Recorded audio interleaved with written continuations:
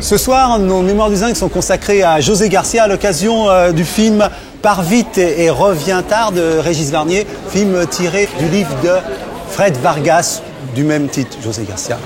Bonsoir. Alors, on m'a dit que vous aviez fait l'école du cirque. C'est vrai ça? J'ai fait un petit passage à l'école du cirque. Ouais. Je voulais voir comment les gens travaillaient là-bas et j'ai pas fait toute la scolarité.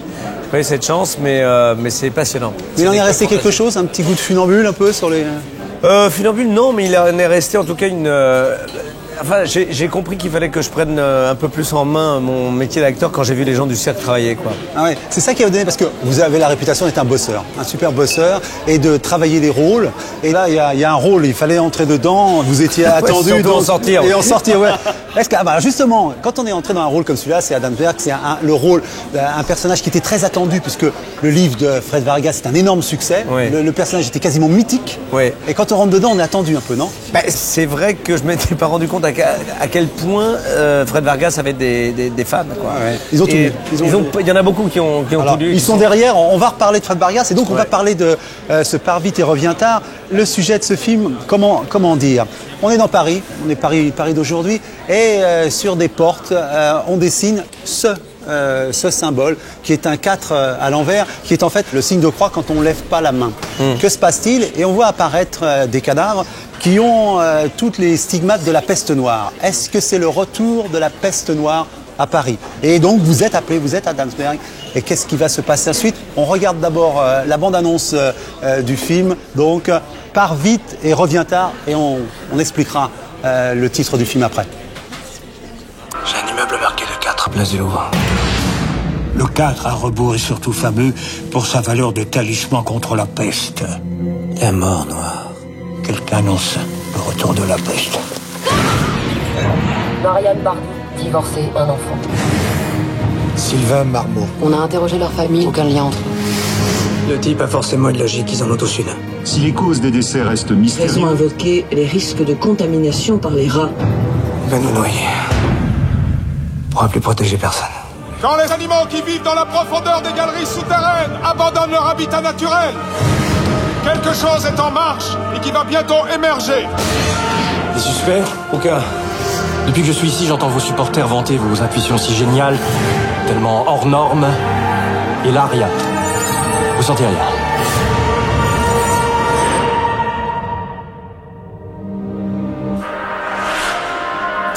Alors le titre, c'était Pars vite, reste longtemps et reviens tard, c'était parce que la peste... C'était ce qu'on disait aux gens quand un village était touché par la peste, pour qu'ils s'en aillent le plus loin possible et qu'ils ne reviennent jamais.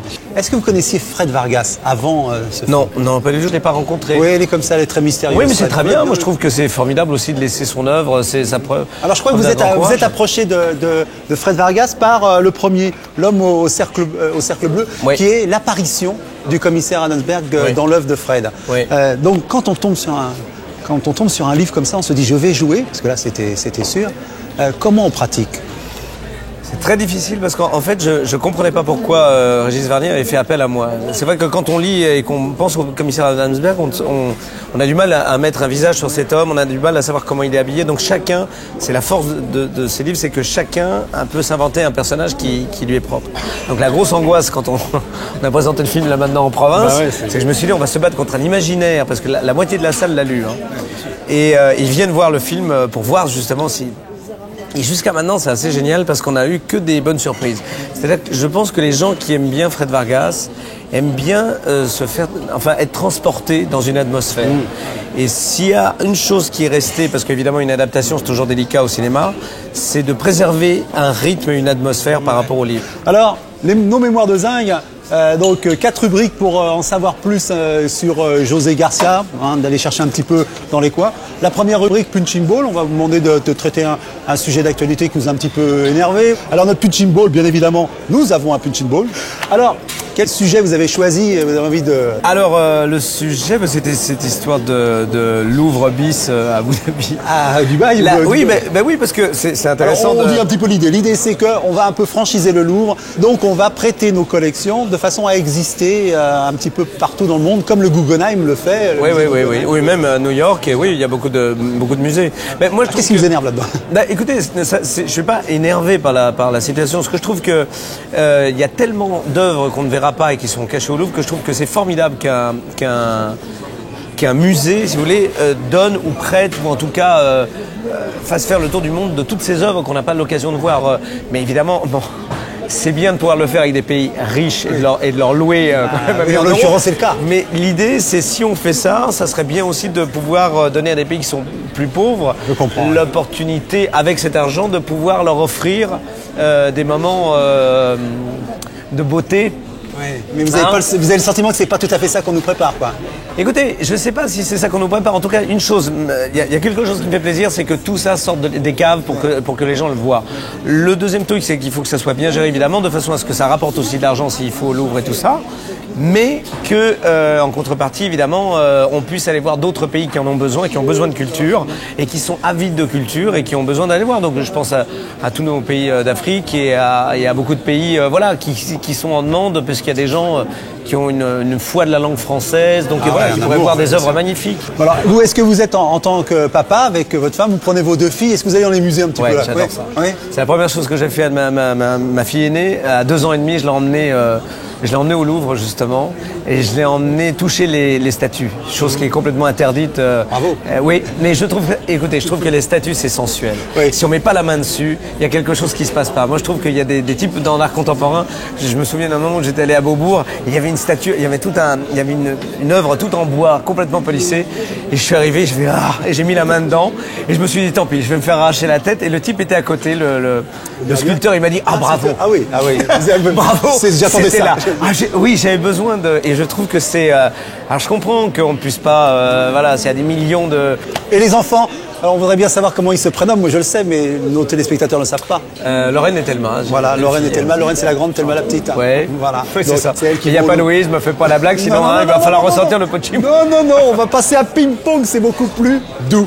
Voilà. Ouais. Alors, cette petite balle de ping-pong, c'est l'idée de revenir sur un article qui vous a soit heurté, soit au contraire fait... non, moi j'ai un truc que j'aime beaucoup, que j'affectionne énormément, c'est d'attendre un peu qu'un film sorte, de voir évidemment toutes les gens de la presse classique et puis d'aller sur internet voir un peu les blogs. Ah, les blogs, ah oui. Oui, parce qu'on en prend vraiment plein sa gueule et je trouve ça très drôle. Et j'ai eu en Espagne, je me souviens de certains films qui étaient sortis là-bas, donc comme les gens ne me connaissent pas, alors là, vraiment, il y a moins de sympathie, vous comprenez. Et je me souviens d'un type qui disait qu'en fait, quand je parlais en espagnol, dans un film que j'ai fait, qu'on aurait dit qu'il y avait quelqu'un qui était en train de m'écraser les couilles avec un talon. Et ça m'a fait 1 heure de... C'était pour quel film, ça? Pour un film que j'ai un des premiers films que j'avais fait où je faisais un type qui venait de la jungle amazonienne, donc c'était hyper compliqué et donc je devais avoir une espèce de voix... C'est pas avec Carlos Saura, c'est pas avec... Non, mais bon. Non, mais le talon m'a fait penser à Talon Almodovar. Vous n'avez pas travaillé avec lui? Non, je l'ai rencontré plusieurs fois. On a l'impression que ce serait naturel que vous travailliez avec Almodovar. Ouais, mais il faudrait que je remette mes bas et tout le truc que j'avais laissé avec De Caunes. Vous savez, si c'est pour lâcher un souteneur pour aller voir un autre souteneur, ça risque d'être un peu... Justement, sur ce sujet-là, est-ce que dans les critiques, il n'y a pas eu parfois un petit peu de reliquat de cette période? Vous étiez catalogué comique. Trublion, voilà. Et qu'aujourd'hui, vous êtes plus, et vous le souhaitez, sur des rôles dramatiques. Est-ce que le passage des deux n'a pas été... Ça n'a pas coincé chez certains? Il faut le temps au temps. Vous savez, je crois qu'il faut beaucoup de temps pour faire un acteur comique. On ne peut pas arriver... les gens ont besoin de vous connaître. Et pour passer du comique au tragique, parfois au tragique ça peut aller vite, mais au drame en tout cas, il faut le temps que les gens acceptent et envie que vous fassiez une mutation. La balle de ping-pong, on sait que sur le blog il se passe des choses violentes. Alors, passion d'auteur. Bon, l'idée de parler de quelqu'un qui soit vous a ému, soit a été important pour vous dans le domaine de la création. Ah, pour moi, oui, j'ai eu quelqu'un qu'on ne connaît pas beaucoup, qui s'appelle Lon Chaney. Lon Chaney. Ouais. Alors ça, j'avoue que je ne connais pas du tout, donc je compte sur vous. Je vais remettre une bûche dans le feu. Voilà. Donc, écoutez, Lon Chaney, c'est un type que j'ai... En fait, j'ai la première émotion que j'ai eue dans ma vie comme ça, au cinéma de minuit. Vous savez, quand on est avec De Chêne, il y avait un type qui faisait le fantôme de l'opéra. Tout le monde se souvient de ce visage horrible qui me terrifiait. Et donc, j'ai toujours eu une image terrible. Donc, acteur quoi, anglais, américain? C'était un acteur américain, un homme qu'on appelait l'homme aux 1000 visages. C'est un type qui a travaillé souvent avec Todd Browning. Donc qui a fait, bien sûr. Les monstres X, c'est tout voilà. C'est un visage extraordinaire. Le travail de ce type-là est impressionnant. Moi, Et sa destinée alors, qu'est-ce qui lui est... Sa destinée, en fait, il est mort après le fantôme de l'opéra parce qu'il a fabriqué ce masque qui est assez terrifiant et avec les produits qu'il a utilisés, il a chopé un cancer dans la peau, il est mort. Mais tout ce que ce type-là a fait, c'est extraordinaire. Il a fait des prouesses physiques, des choses absolument démoniaques. Et on l'appelait l'homme aux 1000 visages. Et moi, je me suis inspiré de lui quand je travaillais avec De Caunes. Ah, d'accord. Parce que je trouvais ça formidable de voir le côté versatile. Justement, c'était quelqu'un qui travaillait sur le corps aussi, qui était capable de faire, par exemple, vous savez, quand vous faites un cul-de-jatte, il faut se coincer la jambe derrière pendant des heures, vous n'avez plus de circulation sanguine. Et tenir en cul-de-jatte, c'est un truc de fou furieux. Et lui, il a fait des films entiers, quoi. Il y a des DVD qui sont sortis. De toute façon, maintenant, c'est droit de lit. Enfin, je ne touche pas là-dessus, mais le fantôme de l'opéra, si vous voulez regarder le plus beau. D'accord, avec plaisir. Journal intime. Alors pour ce journal intime, je vous fais une petite caméra, voilà, que vous prenez en main. L'idée est de nous emmener dans un endroit ou dans un moment que vous affectionnez particulièrement et qui est de l'ordre de votre intimité. Où est-ce que vous avez envie de nous emmener, José Garcia? Et parce qu'il y a un truc que je sais aussi de vous, c'est que vous aimez bien voyager dans le luxe. C'est ça? De façon... Voyager est un art, oui. C'est parce qu'en fait, ça vient du fait que... Vous avez voyagé dans des conditions difficiles. La Galicie, tout droit, en voiture. 48 heures de train. Racontez-nous un petit peu comment on partait, la famille Garcia. Comment? Je vais vous filmer parce que quand je vois votre visage, je vous désespéré. Alors, comment la famille Garcia partait? Ben écoutez, à l'époque, et ça existe encore, c'est un train qui existe encore, on partait gare d'Austerlitz, et puis on arrivait là-bas, et puis on avait la bouffe pour 48 heures. Ouais. Vous vomissiez en route, il paraît aussi. Ah oui, c'était assez chaud parce qu'on arrivait, il y avait un changement, donc on descendait jusqu'à Irun. Là encore, on était en France, c'était à peu près 6 minutes. La douane. Et après, tout le monde prenait les valises, et il y avait à peu près 10 minutes de changement. Et là, tout le monde se sentait revenu au pays. Donc tout le monde sortait les empanadas, les trucs à l'huile, les frites, les machins. Et je dois dire que là, pour arriver jusqu'à Orly, c'était très fort. Parce que les gens dormaient carrément dans le couloir, c'était partout, tout le monde en chaussettes, donc c'était quand même assez compliqué. J'en ai un souvenir, et depuis ce jour-là, j'en ai gardé...